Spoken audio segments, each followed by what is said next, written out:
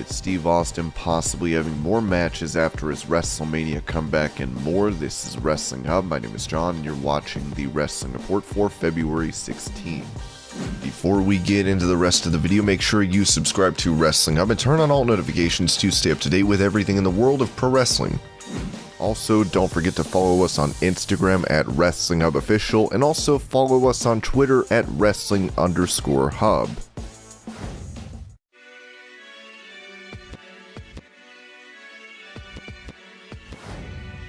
During his interview on the Pat McAfee show, Brock Lesnar would touch on his social anxiety, noting that this is the reason he prefers to be alone. I like to go and just get away from the people. It's not that I dislike people. I mean, it's not been that way, but some people I don't like. I just like to be left alone because I'm in front of an audience, then it just exhausts me. So I gotta go and recharge up.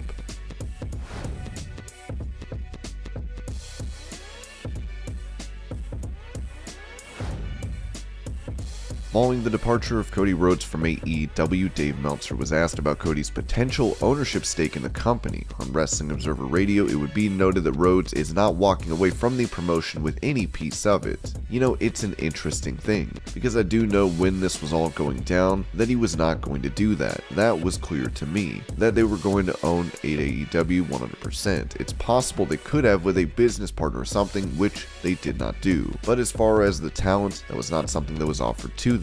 They were offered a lot of money, and they were offered, again, executive positions and everything. One of the things, it's that, when the company started, Cody was going to be and was one of the real big single stars were Cody, Kenny Omega, Moxley, and Jericho. They were the big four. That was going to be the case. And as time went on, Cody's role was to add to that. It was also noted that Cody going to WWE will set a precedent for how Vince McMahon treats AEW stars. One of the key things is that if Vince doesn't use him well, it's a sign to everyone on that roster, that AEW roster who may be thinking the grass is greener, that it's not. I think that from a business standpoint, not just for Cody but for MJF or Sammy Guevara or whoever is there, Wardlow or somebody that may have potential and WWE may have interest in, Jon Moxley or whatever, you can make the argument that Cody should come in. Obviously, he's going to come in with a giant pop. That always happens. You would want to use him very, very strong, if not just for him, but for everything, for every reason in the book.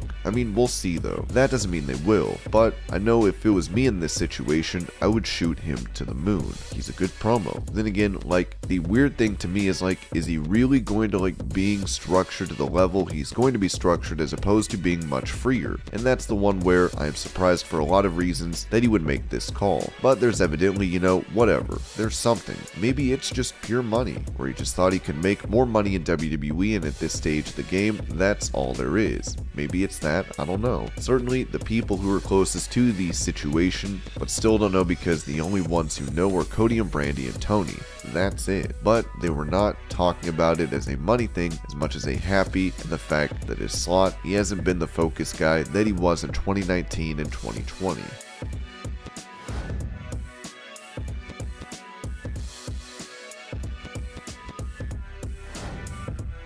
Speaking of Cody Rhodes, on Wrestling Observer's Real Live pal Andrew Zarian mentioned what he heard from those backstage in WWE regarding Cody's exit. There's no contract signed, I know that. There's nothing signed as of 3 p.m. ET on Tuesday, but it looks like he may be heading over there because the WWE guys they were waving their WWE flag in victory with this. I was very shocked at the reaction this was getting from that side. Normally, I've been covering wrestling 11 years, been doing it on the Observer for a year now. I have never seen a celebration of sorts with someone that hasn't signed yet, so they see this as a win. I was told multiple times that optics wise, this looks bad for AEW, and this looks great for WWE, especially with the fact that not only was he an on-air top talent, he's an EVP. He's one of the founders, conceptualized the whole thing. So this is a mega story. This is huge.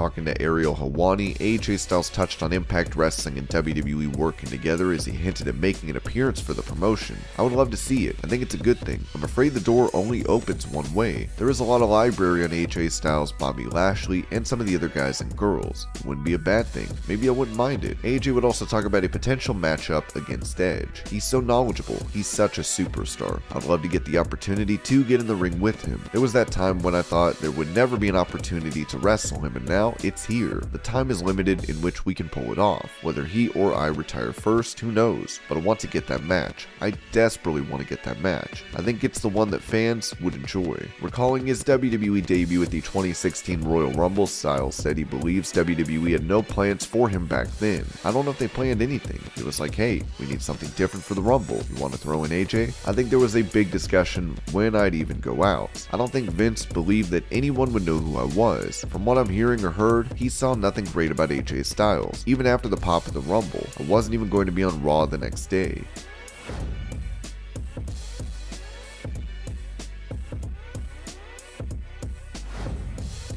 During his appearance on the Kurt Angle show, Miro talked about the main differences between WWE and AEW, revealing that WWE was far more hands-on with their creative approach. Big differences. First, the creative. There are no writers, we just have Tony that writes certain things, but on a day-to-day basis, you're pretty much in charge of your own writing. If you have a promo, yeah, Tony may have a suggestion, but usually it's going to be on you and what do you want to say. The matches, yeah, we have producers or agents or coaches as we call them, but they're not going to be on every match, and they're not as hands-on as WWE is. They're not going to tell you, oh, they dived in the last match, so you can't do dives before that. The control level, it's all about peer-to-peer. There's not going to be a middleman. There's not going to be a man on top that tells you what you can and can't do. I had times where Vince tells me, don't smile, don't look at the people, don't raise your hand, don't do this. Tony Khan is not going to do this. He's a big wrestling fan and he wants to see good wrestling matches. The styles, you can tell the style is much different. If you watch WWE, you can tell it's kind of the same pattern, same storyline, same people. While in AEW, we're trying to be way different than that. Our matches are different. We have a lot more Attitude Era-ish, not with the blood and stuff, but just more Attitude Era to it. It's more adult-oriented. Miro would also note that he was promised a main event bout at WrestleMania against Bobby Lashley that never came to fruition. I was brought up for the spot to have a WrestleMania main event match. That's what I was pitched. I don't think I even made it to WrestleMania. Yeah, and it's not like I didn't do something they wanted me to. I did everything they wanted. I thought it was still over with the people.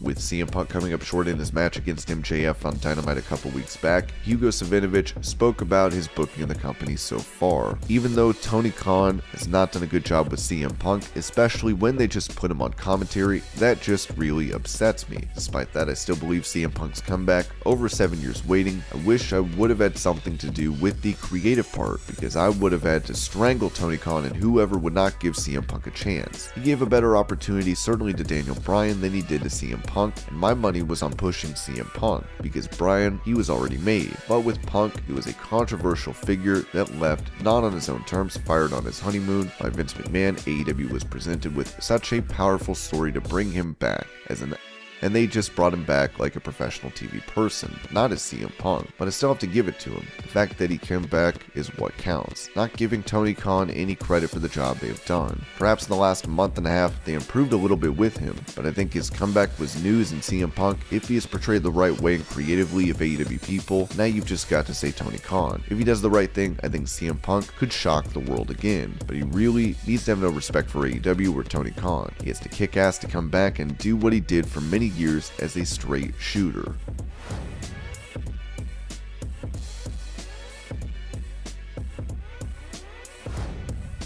With Steve Austin rumored to be making a return to in-ring action at WrestleMania, Meltzer discussed the possibility of additional matches for the Rattlesnake. Well, I suppose it depends on how Steve Austin physically feels after doing the one-shot. The thing is, he's got to be able to avoid injury at that age doing it. I could see him doing Mania and the next Saudi show, but they have a lot of stadium shows coming up. He would also be diminishing returns. The thing with Austin, which is one of the reasons that he never came back, was because Austin had a pretty high view of his own wrestling, and I don't think like he wanted to come back as, a diminished wrestler. I don't know. I just heard that he's going to be a Mania. I could see him, perhaps being a regular in some form in a non-wrestling fashion. I could see that and maybe wrestle every now and then. I don't know. There's a lot of money in wrestling right now, and maybe he saw kind of like a deal with Edge, where you can do 3 matches and get just an incredible amount of money. Maybe he's going to do that. It would also be noted that WWE is planning a second Stone Cold surprise for Mania 38. I don't know which night he's going to wrestle, but that is the plan. They've pretty much started the feud on Raw, and there's apparently one more surprise besides Austin still to come. It's supposed to be Austin level. That's a pretty small list of people that could be Austin level. The Rock, I think Dwayne's got stuff going on, so I don't think it's going to be him. So who else do we have? Hogan, Flair, Undertaker, right? Is there anybody else still active that would qualify at that level? Cena's got stuff going on. That could always be a swerve too, but I was told he's got stuff going on. I don't see Cena being at the level of an Austin.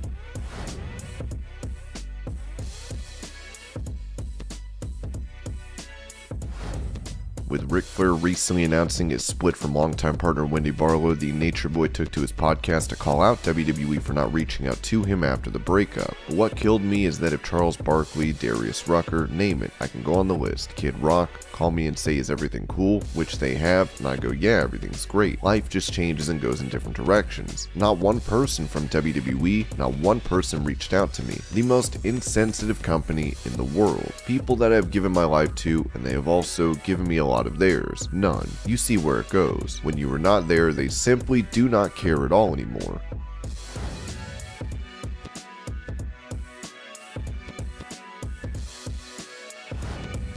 Jeff Hardy's WWE non-compete clause is set to expire on the 10th of March as many fans wonder if he'll join his brother Matt in AEW. On the Extreme Life, Matt Hardy was asked if he'll ever feud with his brother again, with him noting that the days of Matt and Jeff Hardy going head to head, they're probably done. We're teammates, we're not opponents.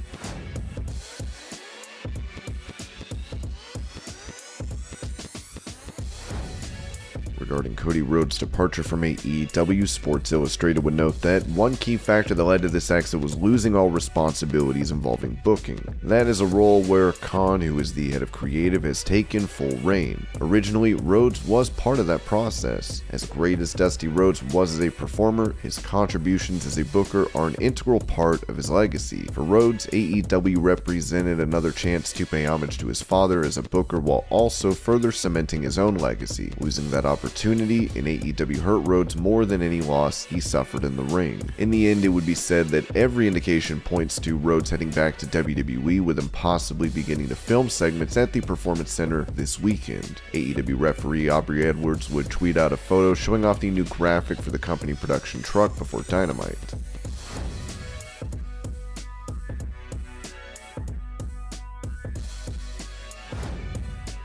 When it comes to Cody's wife Brandi, PW Torch would report that Brandi Rhodes was disliked heavily backstage in AEW. Now her former co-workers have come to bat for her, with Red Velvet saying, "Me and I think it's very disrespectful and rude how you guys can make comments and have people believe things that are not true. Back off and just be happy for people in their new endeavors. Good day." Nyla Rose would write, "This is just flat out some BS. Brandi was liked by many backstage, including myself. Is she a polarizing character? For sure. But don't work yourself into a shoot. You want a hot scoop from the source? Well, here it is. Stop making this up." Vicky Guerrero would add, "This is disappointing. A story breaks and the media knows all the facts. I can vouch for Brandi. She is professional and my friend over 10 years. She carries herself with integrity on and off the camera."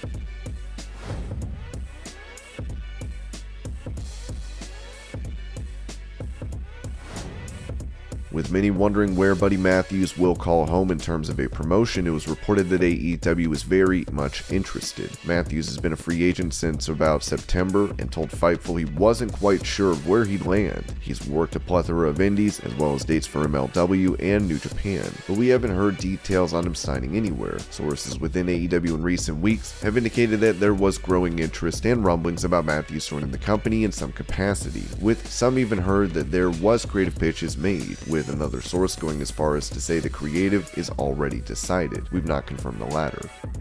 And this was your Pro Wrestling News Update. I hope you're all having a great day. Thank you so much for watching, and I'll see you later.